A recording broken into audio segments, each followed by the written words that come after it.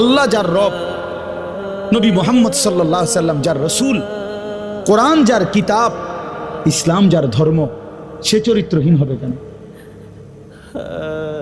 কিসের অভাবে আমরা নষ্ট হয়ে গেলাম? কিসের অভাবে বরবাদ হলাম?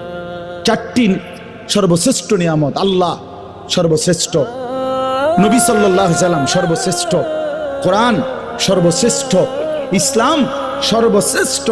চারটি সর্বশ্রেষ্ঠ নিয়ামত আমার আপনার কাছে থাকার পরেও আমি চরিত্রহীন হলাম কেন?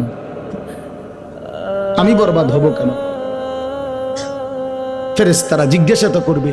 বিশ্বাস করেন, এই বেটা, এত বড় চারটি শ্রেষ্ঠ সম্পদ থাকার পরে তুই কেমনে জাহান্নামী হইলি? তুই কেন জাহান্নামী হইলি বান্দা? কেন না ফরমানি করলি? কিসের অভাব? এই জন্য আপনাদের কাছে আমি অনুরোধ করছি, রাত হয়ে গেছে, মেহেরবানি করে আপনারা ভাবতে শিখেন।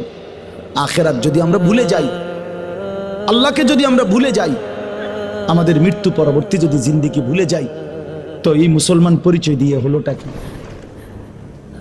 এই ইমানের পরিচয় দিয়ে হলোটা কি?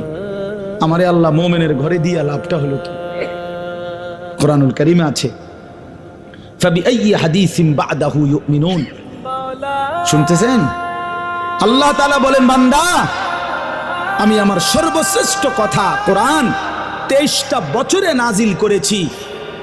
এই কোরআন আমার কালাম, 23 বছরে আমি আমার রাসূলকে